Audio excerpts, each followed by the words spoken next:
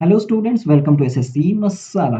ये मसाला ज़रूरी है और अब तो ये और भी ज़रूरी हो गया है क्योंकि एसएससी सीजीएल का पैटर्न और सिलेबस ये दोनों चेंज हो चुके हैं। तो चलिए इन चीज़ों को वन बाय वन डिस्कस कर लेते हैं। तो सबसे पहले गुड न्यूज़ से शुरुआत करते हैं। इस बार जो सीजीएल की वैकेंसी है वो बहुत ज़्यादा है, 20,000 20K की वैकेंसी है। ठीक है, इतनी ज़्यादा वैकेंसी पिछले कई सालों से नहीं आई है। 8,000 10,000 इतनी वैकेंसी आ रही थी।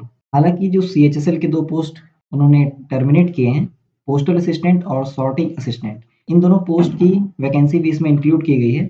लेकिन तब भी इस बार वैकेंसी काफ़ी ज़्यादा है और ये मौका दोबारा नहीं आएगा। ठीक है, तो अच्छे से पढ़ाई करिएगा। बाकी जो चेंजेस आए हैं वो देख लेते हैं।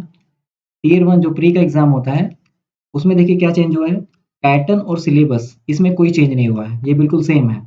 लेकिन अब ये क्वालिफाइंग इन नेचर होगा, यानी कि इसका जो फाइनल मेरिट में रोल होता था, इसके मार्क्स ऐड होते थे, वो अब नहीं होंगे। ठीक है, लेकिन इसकी कट ऑफ रिलीज होगी। ठीक है, मेंस का एग्जाम देने के लिए इसकी कट ऑफ जैसे पहले रिलीज होती थी, अब भी इसकी कट ऑफ रिलीज होगी। जो कट ऑफ क्लियर करेगा वो मेंस का एग्जाम दे पाएगा। इनफैक्ट अब तो आपको जीके और रीजनिंग पे भी फोकस करना पड़ेगा क्योंकि अब मेंस के एग्जाम में भी जीके और रीजनिंग पूछा जाएगा। आगे मैं बताऊंगा। देखिए इसमें तो बिल्कुल सेम है, टीयर वन में वही 100 क्वेश्चन आएंगे, 25-25 सारे सब्जेक्ट के, 200 नंबर के, और 1 घंटा टाइम मिलेगा। तो 1 घंटे में आपको 100 क्वेश्चन करने रहेंगे। नेगेटिव मार्किंग इसमें बिल्कुल सेम है, 0.5, यानी 1/4 नेगेटिव मार्किंग पहले भी थी, अभी भी वही है, सेम है। ठीक है, सही करने पे 2 नंबर मिलेंगे, गलत करने पे 0.5 मार्क्स कट जाएंगे।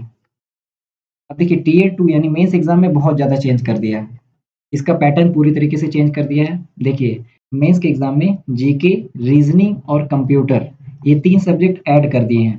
हालांकि जो कंप्यूटर का एग्जाम होगा ये क्वालिफाइंग इन नेचर होगा, इसका फाइनल मेरिट में कोई रोल नहीं होगा।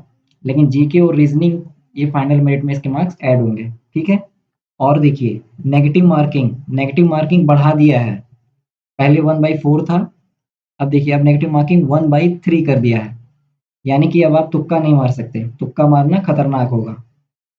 और पहले 2 नंबर का एक क्वेश्चन होता था, लेकिन अब एक क्वेश्चन के 3 नंबर होंगे और 1/3 नेगेटिव मार्किंग है, तो गलत करने पे 1 नंबर कट जाएंगे। और जो टेस्ट यानी टाइपिंग होती थी वो पहले बाद में होती थी, लेकिन अब मेंस के एग्जाम के दिन ही सेम डे पे आपका टाइपिंग भी हो जाएगा। अब देखिए यहाँ पे मैथ्स में आपके 30 क्वेश्चन, रीजनिंग में 30 क्वेश्चन, इंग्लिश के 45 क्वेश्चन और जीके के 25 क्वेश्चन आएंगे। ठीक है, यानी कि सबसे ज्यादा वेटेज किसका है, इंग्लिश का है। इंग्लिश के सबसे ज्यादा क्वेश्चन आएंगे। देखिए सबसे पहले आपका मैथ्स और रीजनिंग का टेस्ट होगा, 1 घंटे का टाइम मिलेगा, यानी 60 क्वेश्चन के लिए आपको 1 घंटे का टाइम मिलेगा। 60 मिनट में 60 क्वेश्चन करने रहेंगे। ठीक है, और हर क्वेश्चन 3 मार्क्स का है, तो 16 × 3 180 मार्क्स का ये हो गया। उसके बाद 1 घंटे का टेस्ट होगा इंग्लिश और जीके का। इसमें 45 क्वेश्चन इंग्लिश के और 25 क्वेश्चन जीके के होंगे, तो टोटल 70 क्वेश्चन हो गए। तो 70 × 3 ये 210 नंबर का हो जाएगा। ठीक है, और इसके लिए भी आपको 1 घंटा मिलेगा। और ऐसा नहीं है कि आपको 2 घंटा मिले आप चारों सब्जेक्ट एक साथ कर लें। 1 घंटा मैथ और रीजनिंग के लिए अलग से मिलेगा और इंग्लिश और जीके के लिए 1 घंटा अलग से मिलेगा। तो इंग्लिश और जीके तो आप 1 घंटा आराम से कर लेंगे। ठीक है, लेकिन मैथ्स और रीजनिंग में आपको थोड़ी प्रॉब्लम हो सकती है। तो ऑफकोर्स स्पीड गेम अभी भी है। मैथ्स में, रीजनिंग में आपकी स्पीड अच्छी होनी चाहिए, आपकी कैलकुलेशन स्पीड अच्छी होनी चाहिए। बाकी देखिए कंप्यूटर के 20 क्वेश्चन आएंगे, हर क्वेश्चन ये भी 3 मार्क्स का होगा, यानी 60 मार्क्स का ये भी होगा। लेकिन ये क्वालिफाइंग इन नेचर है। ठीक है, इसका फाइनल मेरिट में कोई रोल नहीं होगा। उसके बाद सेम डे पे ही आपका डाटा एंट्री हो जाएगा, यानी कि टाइपिंग हो जाएगा। आगे देख लेते हैं। बाकी कितनी स्पीड चाहिए, क्या चाहिए, वो मैं आगे आपको बता दूंगा। इसके अलावा जो 2 पोस्ट हैं, यानी असिस्टेंट ऑडिट ऑफिसर और ये जेएसओ वगैरह की जो पोस्ट हैं, उसके लिए जो मेंस में और आगे एग्जाम होता था, पेपर 2 वगैरह, वो बिल्कुल सेम है। पहले जैसे सेम नंबर ऑफ क्वेश्चन और सेम मार्क्स, सेम टाइम, मतलब उसमें कोई बदलाव नहीं है। ठीक है, इसलिए मैंने यहाँ पे इंक्लूड नहीं किया है। अब देखिए tier three abolished, tier three खत्म हो गया, यानी जो हमारा डिस्क्रिप्टिव एग्जाम होता था वो अब नहीं होगा। यानी एसए वगैरह की टेंशन खत्म हो गई है। और ये अच्छा भी हुआ क्योंकि डिस्क्रिप्टिव में क्या होता था, ये थोड़ा लक बेस्ड होता था, हमारी किस्मत पे निर्भर करता था कि एग्जामिनर का मूड कैसा होगा हमारा पेपर चेक करते टाइम, और एग्जामिनर को पसंद आता है हमारा लिखना कि नहीं। तो अब ये बिल्कुल नहीं होगा। बाकी जो टीयर 4 में जो सीपीटी होता था, कंप्यूटर प्रोफिशिएंसी टेस्ट, वो भी अब नहीं होगा। ठीक है, हालाँकि ये जो सीपीटी की जगह पे ही वो जो कंप्यूटर का एग्ज़ाम रखा है, ये जो कंप्यूटर का टेस्ट रखा है, ये सीपीटी की जगह पे ही रखा हुआ है, ठीक है? बाकी जो टियर 4 में पहले टेस्ट टाइपिंग बाद में होता था, वो मेंस के दिन ही हो जाएगा।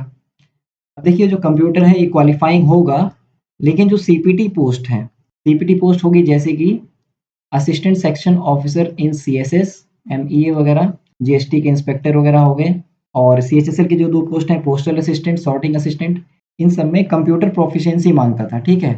तो इन पोस्ट के लिए बोला है higher qualifying standards will be set. तो हायर क्वालीफाइंग स्टैंडर्ड क्या सेट करेंगे?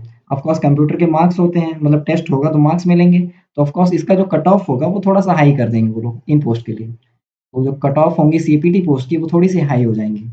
उसके बाद जो डेस्ट यानी टाइपिंग है, वो भी क्वालीफाइंग होगा, लेकिन डेस्ट पोस्ट की कट ऑफ नहीं कह सकते हैं, मतलब कह सकते हैं इनका स्टैंडर्ड हाई करेंगे, अब कैसे करेंगे वो पता नहीं। देखिए यहाँ पे, जिन पोस्ट में डेस्ट माँगा हुआ है, यानी डाटा एंट्री माँगी हुई है, जैसे कि टैक्स असिस्टेंट इन सीबीआईसी और ये यूडीसी, अपर डिवीज़न क्लर्क वगैरह, तो इनके लिए डेस्ट के लिए higher qualifying standards will be set in comparison to other posts. लेकिन वो कैसे करेंगे ये मेंशन नहीं है। नोटिस में कहीं भी मेंशन नहीं है कि टाइपिंग के लिए वो हायर क्वालीफाइंग स्टैंडर्ड कैसे सेट करेंगे।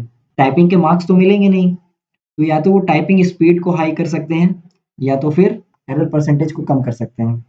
बाकी देखिए, जो मिनिमम टाइपिंग स्पीड मांगी है वो है 27 वर्ड पर मिनट, ठीक है? लेकिन तब भी आपको 35 वर्ड पर मिनट की प्रैक्टिस करके जानी है, ताकि आप एग्ज़ाम प्रेशर हो या कोई भी और प्रॉब्लम हो जाए, तो आप स्पीड को मैनेज कर पाएँ।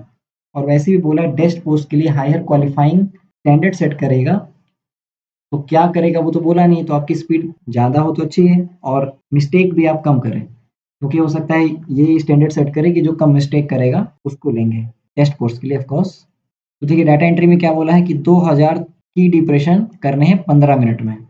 तो 2000 की डिप्रेशन मतलब 2000 कैरेक्टर हो गए, 5 कैरेक्टर का 1 वर्ड माना जाता है, यानी इसको 5 से डिवाइड करेंगे, ठीक है?